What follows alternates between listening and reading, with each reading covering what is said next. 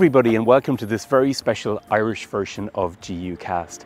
I'm here at historic Killashee House, a beautiful hundreds and hundreds of years old classic house in County Kildare, about 45 minutes from Dublin. It's the venue for the annual scientific meeting of the Irish Society of Urology, my home country, of course, my home annual meeting. And I haven't actually been at this meeting for 21 years, since I was a fresh-faced registrar training and presenting my very first abstracts. So I'm excited to be back here in my home country and showing you a little bit about Irish urology, which I hope you enjoy, and also just to indulge ourselves in some of the famous Irish urologists of the past. So let's hope you enjoy this very Irish GUcast.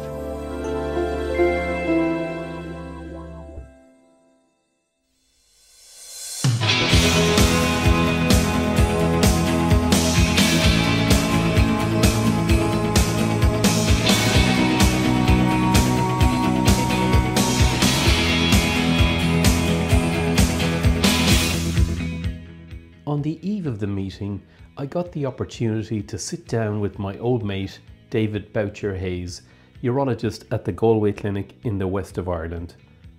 Among his many interests, David is an expert in the history of Irish urology, and we chatted about some of the big personalities of Irish urology over the years, names that will be familiar to many of our listeners and viewers.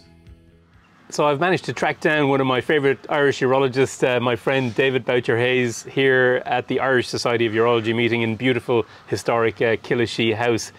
Dave, thanks for coming and speaking to us on GUcast again. You're a friend of the podcast, of course. I am. Great supporter and great admirer. I haven't caught right up to date. I was going to listen to the bladder cancer edition on the drive here, but I got waylaid with other things. But it's great to see you back in your home country once again, but it's been too long. And great to have the Irish Society of Urology back after a gap of 2 years of face-to-face meetings. Of course, this is our own very special society. It's not the biggest society in the world, but I think anyone who's ever visited would say it is one of the most welcoming societies in the world.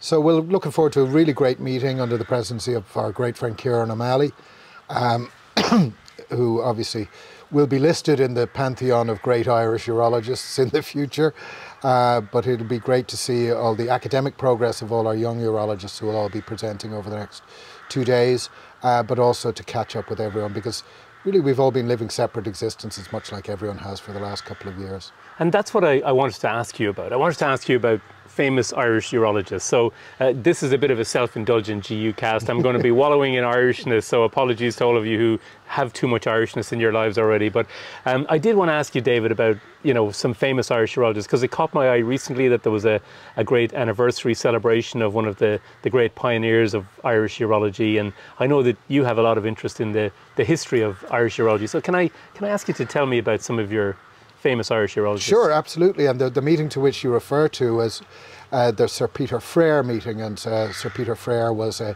native of Galway, which is where I work. He grew up in Connemara, very close to Paddy O'Malley's hometown. And Paddy was able to show us a wonderful demonstration of how himself and Kieran, not Paddy's hometown, but where his forebears came from, where they all basically grew up within about 5 to 10 miles of each other.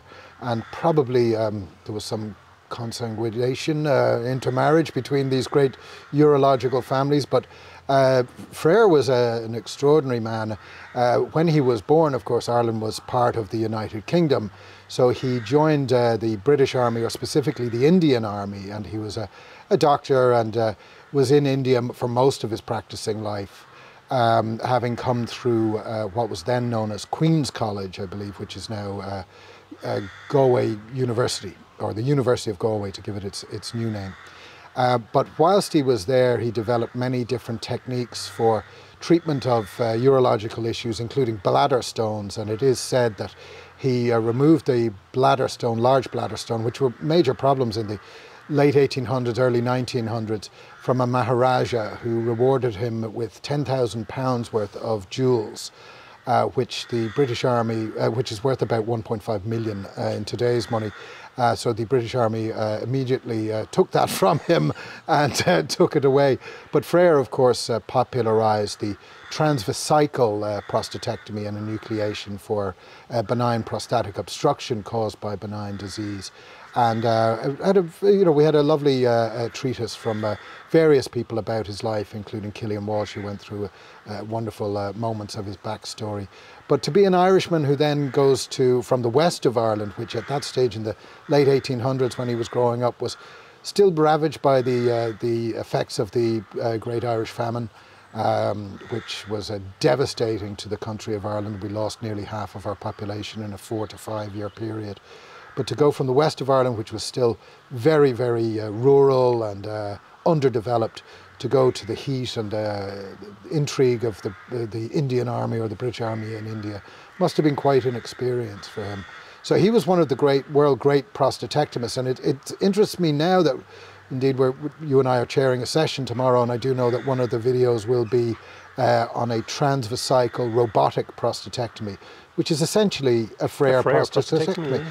And I think with robotic surgery, I think we've gone back and away from the transcapsular prostatectomy to the transvesical, because it's just a more straightforward way of seeing the adenoma and delineating out if you are going to take on these simple prostatectomies for extremely large glands. I think that's very interesting, because the Frere itself as an approach to BPH fell out of popularity, really. I think for open surgery, the Millen that we'll come and speak to was more popularized, but it is amazing to see a renaissance with a transvesical approach. People like docking the robot into the bladder and then enucleating from inside, and that is essentially a Frere prostatectomy. Yeah, absolutely. And I think it's interesting, you and I, we've traveled to Australia and been overseas, and indeed when we come to Millen, I'll mention something about that, but I think we're always very determined that we name these as Frere and Millen's prostatectomies, whereas overseas they talk about transvesical or a retropubic prostatectomy. Yeah, I mean, there are many other great Irish urologists that are named throughout the years. The one that I was reading up on recently, who's known as was mentioned as the forgotten urologist, is Kenny Riles, who a number of instruments are named after, the meatal or urethral dilator, and also some lovely retractors. And Kenny Riles, he received his fellowship from the Royal College of Surgeons in Ireland in 1900. He was about 35 at the time, if my maths is correct. And he went on with his own money to set up the All Saints Hospital in London as a pure urological hospital. Very small and did only outpatients at first, and then increased in size. But it was said that he never achieved the head of urology position in a major academic hospital, because he never took the fellowship of the Royal College of Surgeons in England, and he only had the one from Ireland. But he was known as being a great operator, and he was a mentor to Terence Millen, and they worked side by side for quite a long period of time when Millen started to come up with his own eponymous operation. So they were quite close. His forefathers were, or he was descended from some of Oliver Cromwell's people who had settled in Ireland. So I did find it interesting that someone who would have been considered to be a slight transplant into the country of Ireland, so to speak, and people from this part of the world will know how Cromwell is thought of around here, but that he obviously held his Irishness quite true to his heart, and never took the FRCS, but stood by his FRCSI. Although he may not have passed the exam, who knows? But so he's a very interesting character, and obviously one of some great personal wealth which he had accumulated if he was going to go and benevolently set up this hospital and employ people and look after the more downtrodden of London. And then I believe All Saints went on to be incorporated into the Westminster Hospital. I think that's the way it went. And then, as mentioned, Terence Millen. Terence Millen is a real favourite of mine for a number of reasons, and I've written a paper on him, and I put together an anthology of all of his published papers, some of which are extraordinary. There's one of using the vas deferens after a prostatectomy to improve continence. So you wrap it around the urethra. So it was quite it was basically a sling. Yeah, suburethral sling. Yeah. So very interesting. But of course, Millen is best known for his eponymous operation, which is a transcapsular or retropubic prostatectomy. And when he published the first 25 cases in the Lancet, the editorial was entitled Eureka, and Mr. Millen has shown us a way to do this operation that we have not thought to be possible, because the dorsal vein complex was a huge impediment. But interestingly, prior to that, and it was only in the 40s that he started going back to open surgery, but about 30% to 35% of his cases prior to that were actually endoscopic punch prostatectomies. And he had also been very involved in the development of resectoscopes and resectoscope loops, etc. And the big problems in those days were the loops were not durable enough and the diathermy wasn't good enough. So my understanding is that he moved back more towards open surgery for a number of reasons. He wasn't in the Second World War. I think he was a little old for it. He had this big practice in Queen's Gate where subsequently we saw the Iranian embassy siege back in the late 70s when the SAS raided through the windows, etc. And I believe that that's very close to where his operating rooms were. But in order to perform diathermy in those days, you needed valves. And I can't remember the name of the valves, but you can imagine big, big things with lights coming out of them, etc. And they were all being used up in the war and had been used up in the war. So he wasn't able to get the appropriate diathermy to progress that. But there was a lot of interest in endoscopic surgery, but then he went back to performing this very neat open operation, which he could do in under 5 minutes.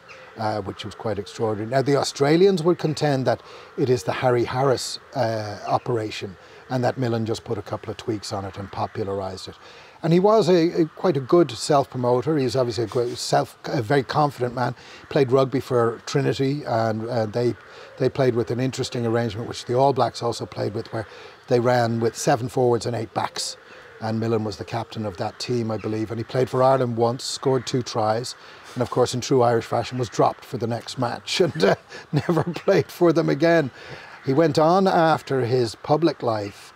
He moved back from London, having amassed a large amount of wealth. And some of the reason he moved back, I believe, was super tax in the United Kingdom, whereas the Beatles were being taxed at 90%, etc. And he seemed to be in that sort of bracket. So he moved back, and he had another interest well ahead of his time again in organic farming, and he ran various organic farms and has published quite extensively on that and spoken on it, which I was able to find in his papers. But as time went on, each of his farms got smaller and smaller, and he kind of died in a what would you say, a shepherd's type of hut on a farm in Wicklow from laryngeal cancer, which undoubtedly was brought about by his very strong smoking habit. And the portrait of him in the Royal College of Surgeons in Ireland, which hangs, is him with a cigarette in his hand. So that's not a snapshot, that's a portrait that he had to sit for, and he insisted that his cigarette was in it. So anytime you see the portrait published on anything, that bit is cut out at the bottom.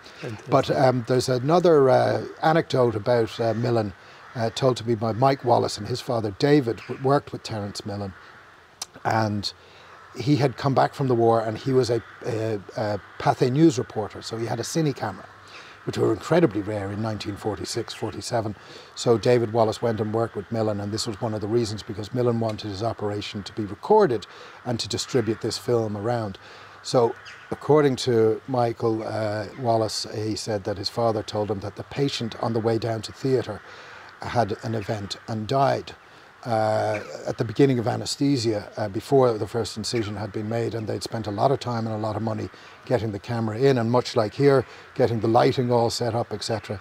And Millen said, well, I think we should go ahead anyway and just record it. And so had an absolutely bloodless operation. Now, that might be an apocryphal story, and I wouldn't like to taint his name. But I do feel I have also a very special family connection with Terence Millen. There is an eponymous lecture named after him in the Royal College of Surgeons in Ireland. And Seamus Smith, great urologist who I worked under in the Mater Hospital, John Fitzpatrick's colleague, was the first person to give it. And then later on that year, my father, David Boucher Hayes Sr., was the second person to give it. And they had to do it twice in 1 year because Millen was dying. And he only lasted a couple of months after.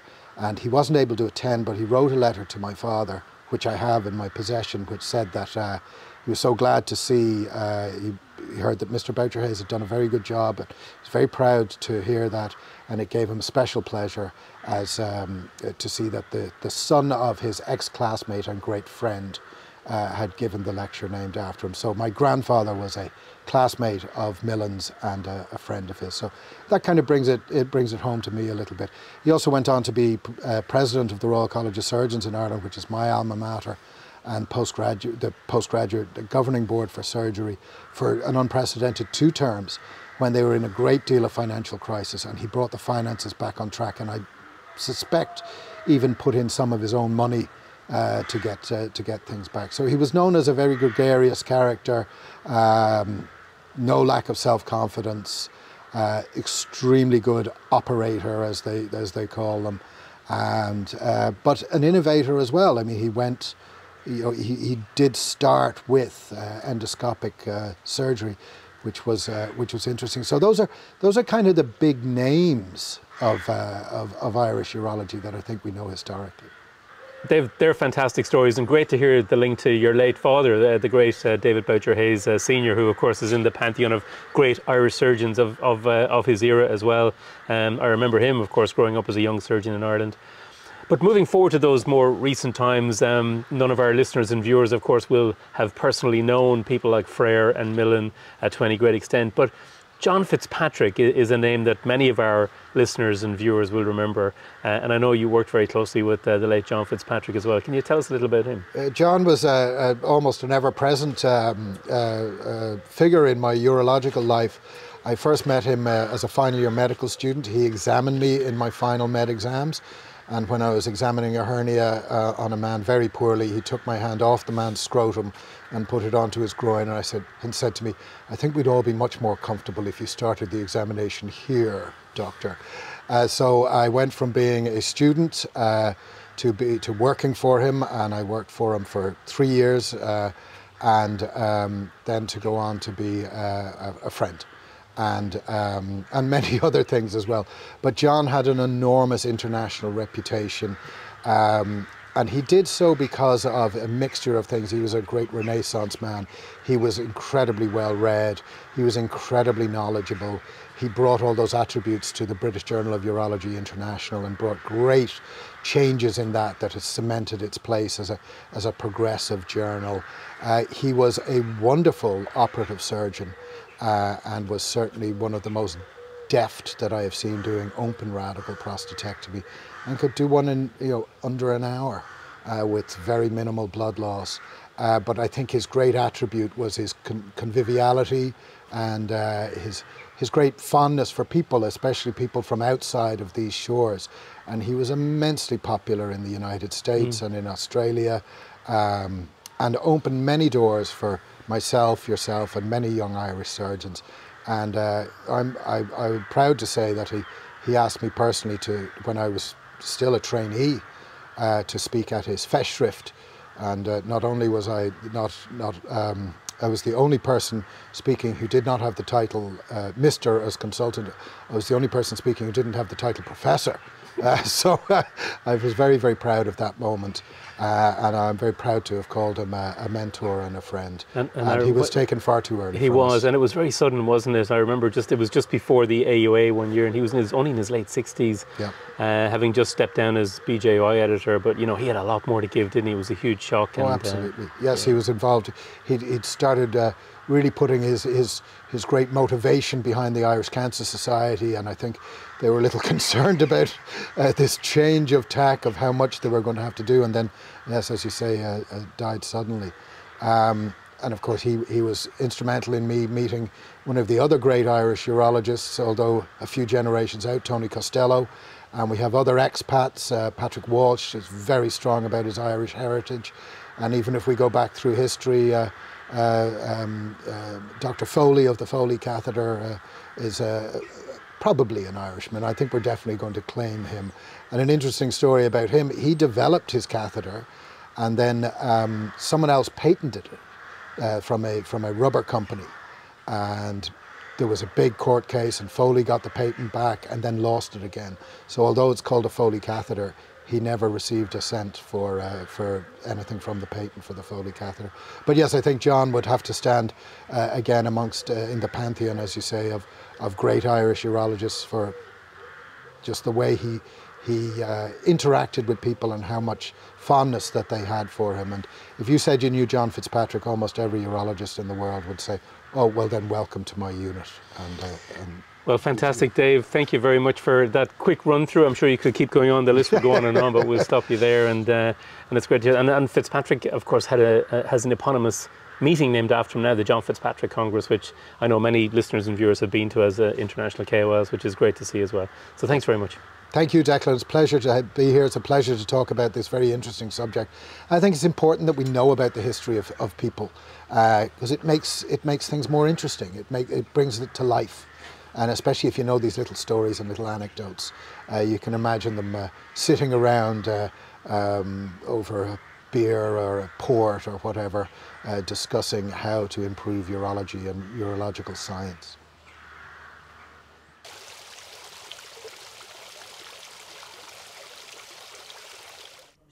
The academic programme of the Irish Society of Urology is delivered over 2 days. As you might expect from a national meeting like this, the programme consists of a mixture of original research presented by local trainees, along with invited lectures from international guests and some special sessions.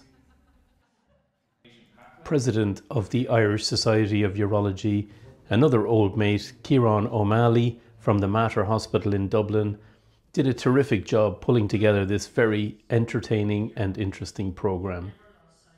This year, the Irish Society of Urology remembered legendary urologist Mr. Dan Kelly, who passed away last year. Dan was a true giant of Irish urology, reigning for many decades at St. Vincent's Hospital in Dublin. A memorial lecture was introduced by his colleague, Mr. David Quinlan, and delivered by Miss Dilly Little, consultant urologist at Beaumont Hospital in Dublin. Dilly regaled us with some classic Dan Kelly stories in front of members of his family who joined a packed audience at the ISU meeting.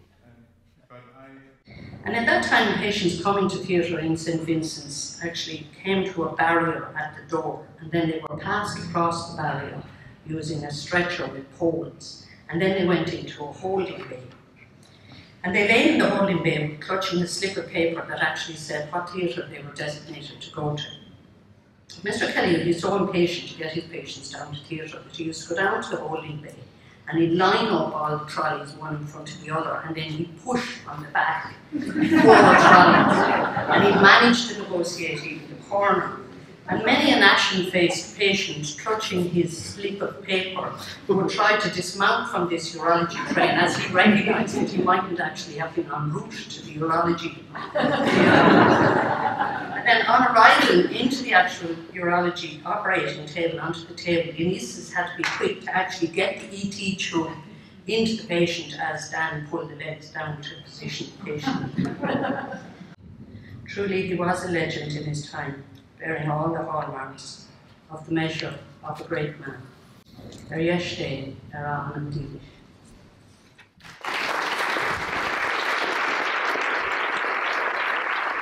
There were academic highlights aplenty at this year's meeting, too many to mention individually. I was struck by the breadth and diversity of topics presented by many talented trainees, spanning everything from complex penile cancer to the impact of adverse events on trainees. A couple of posters looking at gender diversity in Irish urology also caught my eye, and I was very impressed to see the considerable progress that has been made in this area. Invited lectures were delivered by UK urologists Mr. Paul Anderson and Miss Tamsin Greenwell, and their colleagues, BAUS President Miss Jo Creswell and EAU Secretary General Chris Chappell. And of course, very importantly, thinking of the next generation. As you might expect, the Irish are quite good at doing social events. The annual dinner at Killashee House was very enjoyable, and I got to sit down for a few minutes with another old mate of mine, Mr. Richie Power, consultant urologist at Beaumont Hospital. So Richie, you and I go back a long way. Richie Power's a consultant urologist here in Dublin at Beaumont Hospital, but we do track back a long way, don't we? I came across Declan, I suppose, when we were working as SHOs, and then went into research with the late John Fitzpatrick. Where I suppose where myself and Declan competed, first of all, was actually on the go-karting tracks out in Kylemore in Ballyfermot in West Dublin. And we were competing against a certain Miss Norma Gibbons, who's now a urologist in London, who held a title that year, and it was up to one of us to dethrone the great Norma Gibbons on the go-karting track. But following on from that... but who won? Norma? Or I don't recall. Declan doesn't recall. I took control. You won, okay. I wouldn't be telling the story otherwise. But following on from that, I suppose... Pat separated, Declan went to London, I stayed in Dublin, and we've remained in contact, meeting up at BAUS meetings, meeting up internationally at meetings, but Declan has gone on to obviously spectacular things, especially in the whole social media thing, and that's where I've come across the GUcast, and yeah. Well, it's good to hear that. So if you had suggestions for creating content for this type of thing when you're out with the dog or you're out exercising or on the way to work, what sort of things do you think we should be lining up on podcasts like this? I suppose it's an oncology theme. Yeah. You have diversified away from the dreaded prostate topic. Only last week I was listening to the one on radiation treatment for renal cancer, which is fantastically informative, because things like that interest us all, even if we're not involved in that specific area, because we all come across patients at times that I have a transplant recipient at the moment with a tumour in their transplant kidney, and I'm thinking they ain't suitable actually for surgery, maybe radiation treatment. So this is something that I took on board. So diversifying the podcast to other GU malignancies is a fantastic step forward. I don't know whether people would be interested in moving it out from the oncology forum, but from a personal bias point of view, I think keep it niche, keep it within oncology, and but diversify within the spectrum. Maybe a bit on penile, maybe a bit on more on bladder, and etc. But yeah, fantastic. Thank you, Richie. So I've managed to track down two fantastic female urologists, two of my favourite friends from urology in Ireland, Dr. Eva Bolton and Dr. Catherine Dowling. Eva and Catherine, thank you for joining us. Thanks very much, Declan. Pleasure to talk to you, and pleasure to take part in this. Yeah, thanks for inviting us to talk. No problem. So the reason I want to speak to these two fantastic ladies, let me give you a bit of background first, is Eva is a consultant urologist at Imperial College NHS Trust in London, and Catherine is a consultant urologist in my old hometown at University College. What do we call it nowadays? They keep on rebranding. So the latest rebranding is Galway University Hospital. Okay, Galway University Hospital. So we have two fantastic young urologists, a lot younger than me, clearly. And today here at the ISU, we had a great poster session, and I know you were both very interested in it. And there were a couple of posters that we will highlight in the podcast that I want to get your thoughts on.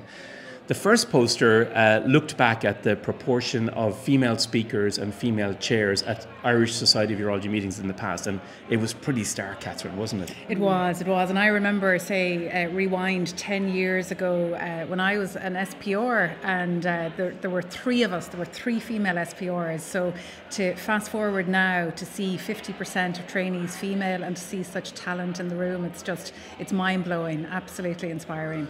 Yeah, and that poster showed that more than 50% of current trainees are female. But the problem, Eva, was the other poster showed that when we looked at the proportion of female chairs and female speakers, it was shocking. It was like 5 or 6%. Was there an 8-year period when there was not a single female chair at this national meeting? So I suppose that was a little bit of a historic look back, but we wrote a paper about this last year in European Urology about so-called manels in urology. So it was important to see the data there, that if you look back at this meeting, that over the years there's been shockingly low representation, but maybe it's been because there haven't been a lot of female urologists. Yeah, I fully agree. And I mean, I remember when I started out as a surgical trainee, I thought urology was a male a specialist for males. You know, luckily I worked with Catherine when I was an intern in Galway, and she has been my inspiration to go on and pursue a career in urology. So I think, thankfully, when you look around the room and you see lots of female trainees and now young female consultants, then hopefully the panels next year will have lots of women on them. And I think even today, you know, Jo Cresswell, Tamsin Greenwell, we've been out in force. Lisa Smith here. Yeah, Lisa because Smith, it's different this year. Clearly, you can see that it's already changing, isn't it? Of course, yeah. And there are a lot of young female trainees. But Catherine, you know, what are the other things we can do to attract fantastic young women to do this specialty? Because I think that's one of our most important themes. Is it's competitive out there. Smart young women want to go into professions that they're going to feel attracted towards. Absolutely, and you hear it every day. You hear medical students say, "Oh, you know, I'd love to do it. I think it's too hard." You know, I heard this great quote years ago. I think it was from a vascular surgeon in the UK. You cannot be what you cannot see. So if a medical student sees female consultants around, it's the norm. They go, "Look, I can do that too. I can be a urologist. I can be a vascular surgeon." So I think it's really important that we're present. We accept invitations to chair sessions. If I can't chair a session, I nominate and I say, please ask my colleague Eva Bolton, who might actually do it. And I think it's really important not only to mentor, but to sort of bring people up with you. Create really, those really opportunities. Important. Absolutely.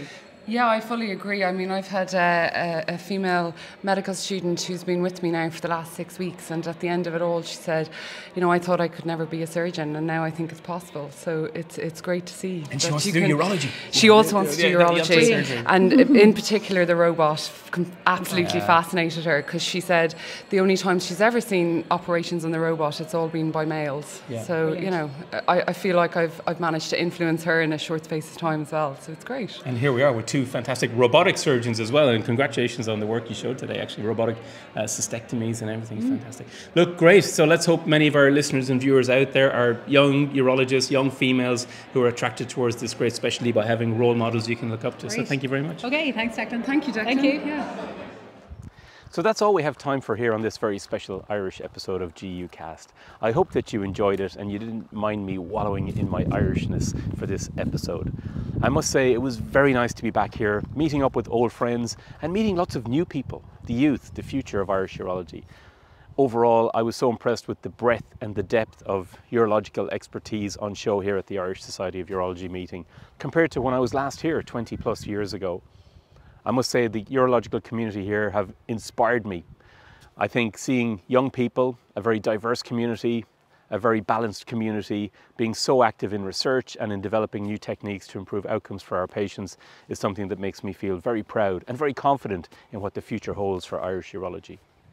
And I do hope that you enjoyed seeing some scenes from here in Ireland, this beautiful country. If you haven't visited, put it on your list. Come and visit and come and look up Irish urologists. The urology community here are very active and very welcoming. Everything from doctors to nurses to allied health professionals and researchers. It's a great community. Come and spend time here. You'll be enriched and you'll be much the better for it. Take care.